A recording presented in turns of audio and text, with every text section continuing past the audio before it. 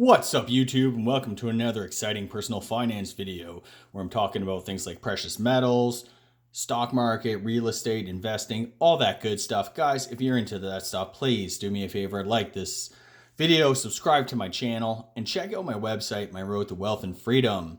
Okay guys, quick disclaimer, I am not a financial advisor. This channel is for entertainment purposes only, so please do your own research, consult with a financial advisor before making any sort of investment decisions like buying things like gold and silver, investing in stocks, or anything I mentioned, following any of the strategies in this video. Okay, guys. Well, it happened today. I received my package. In my prior video, I mentioned I picked up some more silver. Here we go. Picked up 10 ounces. Now, this was before the big monster craze that happened the other weekend, and I actually got it at a really good price. So I'm happy. It's physical silver bullion. I guess I had a lot of silver from my coin collection. However, I did not have a ton of silver bullion. I mean, I had the odd like Kiwi coin and Kookaburra and maple and stuff like that, but never actually had a whole lot of like physical silver bullion. So I've been slowly acquiring, purchasing some, especially like on big dips and stuff. I've bought a lot less of it lately, I guess, because of all the craziness with the price.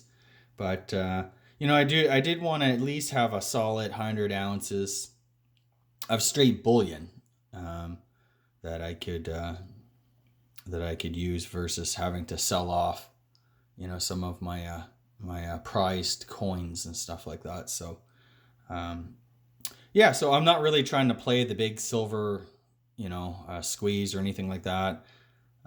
This is all really like long-term stuff. You gotta own silver for the long term. Any sort of investment, any sort of hedging strategy or anything. It's just my belief. You need to hold the stuff for the long term. I don't know. There's guys saying, silver could go anywhere to $100 an ounce, to $1,000 an ounce. I just personally, I don't think I'll ever see $1,000 an ounce silver. Could we maybe see 50 this year? Possibly. It's just really hard to say. And, obviously the big news in the world of precious metals is, all the manipulation and price suppression that the big banks have done. They've really held the metal down. We know going forward, if we're going to have a green economy, silver's a very important part in the industrial process to produce things like solar panels and all sorts of stuff for the electrified economy. So there's lots of speculation in this metal right now. People think, first of all, it's undervalued. Second of all, it's going to be in super high demand. It's just kind of the conditions are ripe for a major squeeze and have prices explode higher. So the big concern, I guess, if the paper market implodes because of physical demand, then you're going to see price for physical just explode. And we did the other weekend when the Wall Street bets crowd jumped into the silver. They started buying physical bullion from dealers like APMEX, JM Bullion, and all that. Those dealers quickly. They didn't really sell out, but they withheld. I guess some of them may have sold out. Some of them withheld supply. There's a whole bunch of stuff that was going on. Of course, it happened on the weekend before futures markets open on Sunday night and stuff like that. So, there's concern that people that these companies weren't able to hedge anything that they sold and whatnot. But I remember checking, the morning of like that Sunday morning, I forget the date exactly. You could pick up like a Canadian maple for, I don't know, maybe $40, $42, somewhere around there. And then later on that day, if you could actually find one, it was the highest I saw was 71. Most places stopped selling completely. They were either sold out or not taking orders. And then the prices just started to go crazy. But recently, the last time I saw silver price, I think it was around 27, 26.50, somewhere around there in that range. So yeah, I mean, if this stuff goes down again, if we get another market crash, a market moment like we saw about last March, and then you see precious metals get clobbered, it might be a good time to try to pick some up. But the supply situation is so tight and so constrained, and there's such insane demand for physical products like these 1 ounce silver maples, the 10 ounce bars and stuff that um, premiums, the premium, whatever the price goes down to, if silver goes back to $12, I guarantee we're still going to be paying 40, 50, $70 an ounce or whatever, just in premium. Like the difference will just be premium. And that's again what I was saying back in that, like the paper price manipulation only works when there's like low demand, little demand for a product or a commodity such as silver and gold and that. Once you start to have record high demand for these assets, then all of a sudden that paper price just it's virtually meaningless. Nobody is going to sell you silver for $12 an ounce when we're faced with a financial crisis and stuff like that. You're just not going to find it. So the other thing too is that even though prices are about double what they were last year at this time, um, it's a kind of get it while you can story. Now, I'm not saying go out, rush out and buy silver or gold or anything for that matter at like nosebleed levels, but I just think more and more people are coming to the realization that what's going on is not great and they need to protect themselves. And they're looking to things. They're looking, I guess, towards like the traditional stores of value, things like gold in particular, and silver. Um, we saw just the other day Elon Musk, his Tesla, just put $1.5 billion into Bitcoin, and in his company's treasury statement, they said instead of cash reserves, they could hold things like Bitcoin. And he, interestingly enough, he mentioned physical gold, or even like gold ETFs and stuff like that. Now, we know Tesla uses a lot of silver.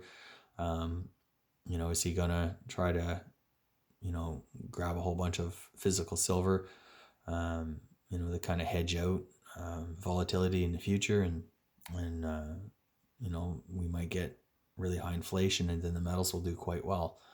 Who knows? I don't really know what his plans are, but I mean, there's a lot of stuff going on, and there's a lot of really smart people who are really hedging themselves. They see currency devaluation, and this stuff doesn't really happen it doesn't really happen overnight. It happens really, really slowly, almost kind of like at a snail pace, like where the average person just doesn't really see it coming at all. And then all of a sudden it falls off a cliff, and craziness, you know, um, continues on from there. We will see, crazy high inflation or crazy deflate.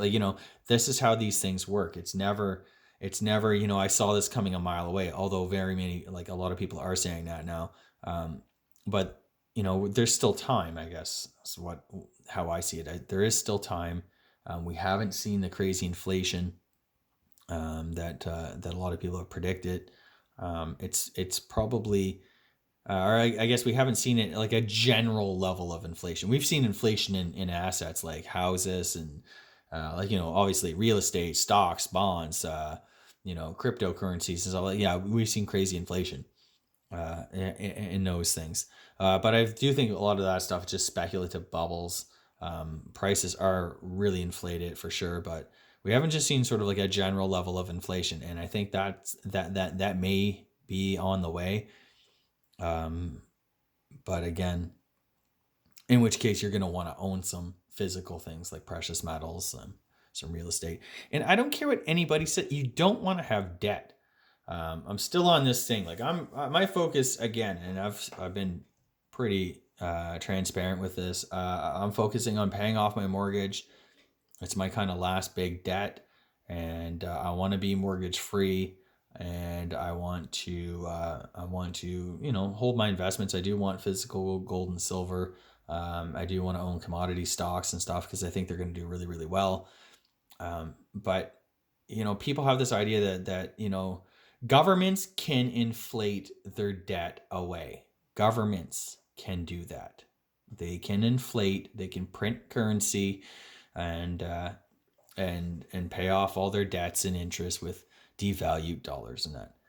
The average person is not going to inflate away their debt. They're just not. Banks aren't going to be okay with this.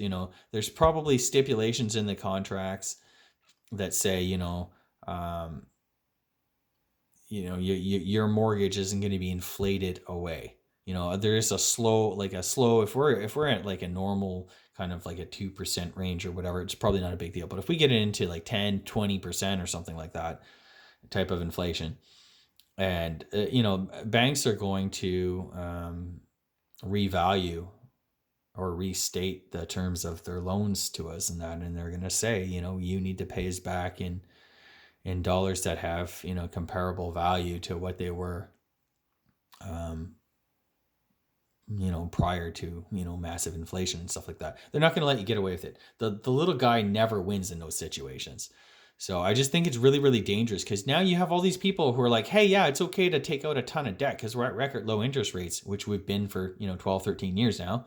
And I don't really have to worry about paying it all because it'll just inflate away and this and that. That's a very, very like rudimentary kind of cursory understanding of what's actually going to happen. Banks never lose. In 2008, I took out, after everything crashed and interest rates dropped to zero, basically, I took out a loan and bought some stocks at the bottom, basically. And, 6 months later, I got a notice from my bank that said, hey, yeah, the interest rate was like, 0.5 or 1%, if that, I don't know, something like that. They're like, oh, by the way, now it's 3%. Yeah. And all the banks did that. Why? Because they're not going to lose. Banks don't lose. So, embed it somewhere in the fine print to these massive mortgage documents and lines of credit and stuff like that is probably these little things saying, oh, by the way, in the case of this, you pay us back in I guess like nominal value or whatever, with the current value of the dollars, not the inflated value or devalue currency and stuff like that. So I just want to put that out there because a lot of people were I just get a lot of flack, I guess, from not so much from you guys in this community, but from like, just general people talking to, friends and, coworkers and stuff like that. They honestly think that like that they're going to win. You can take out massive loads of debt and win. There's just so many things wrong with that. And that's a big part of the problem that the world has with this huge debt overhang. And that's not going to end well. So I don't want to dwell on that. Guys, this is why I made the video. I always get sidetracked on these things. But thanks for sticking with me this far. Here's the big reveal. These I got 10 of these things. I still got to take them out of their package. You can see it looks pretty good. 1 ounce fine silver, Canadian maple. It's not a current date. I got the any date and they sent me 2017. These actually look pretty good. There's no milk spotting.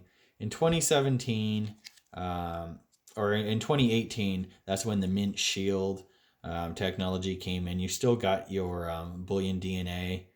So there's like a little 17 in that maple leaf. Kind of like what I showed you guys with the 2021 and 2020s and stuff like that. And it's just beautiful silver. Silver's just such a beautiful metal.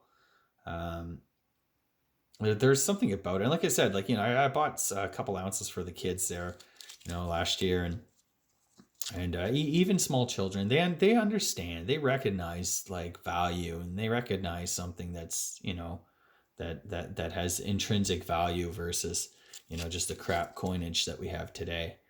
This nickel plated steel and stuff like that on like the quarters and dimes, nickels and stuff. Like silver is just a beautiful, beautiful metal. I've always loved silver.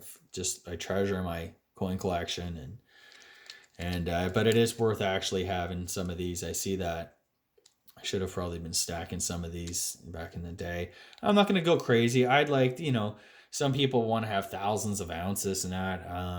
If that's your thing, kudos to you. I'd rather have gold. That's my primary kind of financial hedge. Silver is, I guess, like the theory goes, is that if we did reach a situation of crazy high inflation, maybe possibly hyperinflation, then gold would be so astronomically valuable and the price would be so far above everything else that only the very wealthy and rich would actually have gold. Like you wouldn't buy bread with gold and stuff like that. In that case, I'm not really sure how that would work. I guess I'm not sure. You'd have to like I don't even know what would happen. Would you work out a deal with the bank and say, hey, I have, 25 ounces of gold. It's worth, $1 million. Can I take a loan against that? Would you accept that as collateral or whatever? Maybe if you're buying a property, that would make sense. If you're doing a big purchase, possibly like a vehicle or a house or whatever, um, you could maybe use gold for that. And but for everyday things, you'd be looking at some silver. And I'm not really going to get into fractional silver or even junk. I know junk silver is really, really big, but I'm not, I don't have a lot of junk silver. I guess I do like as a result, like of a coin collection and stuff like that. But most of those coins are actually really, really high grade, good numismatic coins. I do have some that aren't in the greatest condition that would be qualified as or classified as junk silver and that. But you're not gonna I'm not really sure we'll be bartering with junk silver. I think probably most likely you're gonna want to have the pure 9999 four nines or 39 at a minimum. 49 is even better. Silver. That will be the investing type grade of silver in that and then this could be used to pay your monthly bills maybe or grocery shopping or whatever. I don't think it will get that bad. We'll get to that position, but I do think we could see something similar to like what happened in the 70s with the stagflation and gold went up astronomically. Could gold go to 5,000, 10,000 in the next 5 years, 10 years or something? I mean that's possible, I guess. Silver could easily could I think a lot of people agree there's a lot of room for silver to move, but I'm not buying this counting on it's going to like soar in value. Again, this is just a hedge trying to preserve my wealth and just invest outside of the traditional asset classes, stocks, bonds, even real estate and stuff. I'm looking to have stores of value to protect my wealth that are kind of outside the banking system. I do think that's prudent in these days. A lot of very smart people are getting into gold and silver, are getting into cryptocurrencies. There's a mad scramble for farmland, and I think a lot of really smart people see the writing on the wall. They know this can't continue on forever. They need to protect themselves, and that's all I'm doing here. I picked up nice 10 ounces of 10 more ounces of silver. And yeah, so it'll fit nicely in with all my other silver. It's for bullion coins, guys. I stack the Canadian maple. That is what I buy. That is all I'm interested in, really. So yeah. Anyways, guys, that's it for this video. Hope you guys enjoyed this. Again, these are just beautiful coins. Each country produces their own silver bullion. I live in Canada, so that's what I stack, the maple. American silver eagles are so expensive. Silver is silver in my mind. And I'm not really a huge fan of the generic. I just use the maple because it's kind of an in-between the generic and the silver eagle. And that's what it's a beautiful coin. The Royal Canadian Mint is second to none in my opinion. They're always they're always developing new technologies, the bullion DNA, mint shield, and stuff like that. Yeah, so I'm really happy I picked these up. Got a great price. I didn't have to pay inflated crazy Wall Street bet prices. And yeah, so this is, I'm almost at, I think, 100 ounces. Probably gonna pick up another 10 ounces sometime to hit my little goal of 100 straight ounces of just this bullion. I don't want to, like I said, I have a lot of pure silver, 9949 fine silver coins that I actually got in the early 2000s. So that, like, the value of the silver is like what I paid for the coin back then is worth, it's worth way more in silver content. But I don't want to sell those. I like those. Those are like heirlooms. I want to keep them. I don't want to have to get rid of them. So I'm stacking a bunch of this stuff just because, like, if we do need a hedge, we end up in a situation where we need this stuff. This is the stuff I'm going to be giving up. This stuff right here. I'm not going to dip into my coin collection. I guess in 08, 09, when it all went down, we had a similar thing. Buy precious metals. Gold, silver was soaring, and I was thinking in my head, yeah, well, worst comes to worst, I'll just sell my coin collection and stuff. And then as the years have gone on, I've become less and less interested in doing that. So that's sort of my reasons for getting the silver in particular. Gold I see as more of a true kind of financial investment type hedge, right? That's something for an investment portfolio. Silver, in my mind, it's just less so. It's way more volatile than gold, but it is, in relative terms, relatively speaking, it is still undervalued. Even though the prices we're paying today for it is much higher than just even a year ago. But I think that's the world waking up to true value, true intrinsic value, something that will hold and preserve value. So that's it for today, guys. Thanks so much. Please like this video, subscribe to my channel, check out my website, my road to wealth and freedom